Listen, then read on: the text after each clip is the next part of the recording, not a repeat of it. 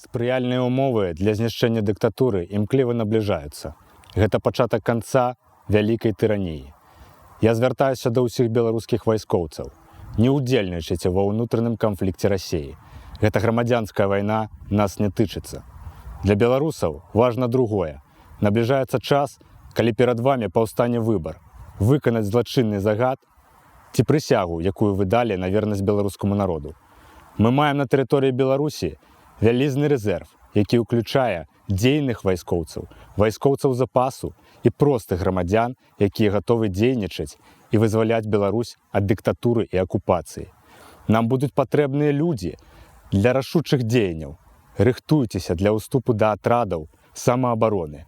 Кожны горад, кожны квартал, кожная вуліца, будьце гатовыя для кантролю сваёй тэрыторыі і падтрымцы парадку. Вайскоўцы, рэзервісты, беларусы, чакайце нашага сігналу. Час свабоды набліжаецца.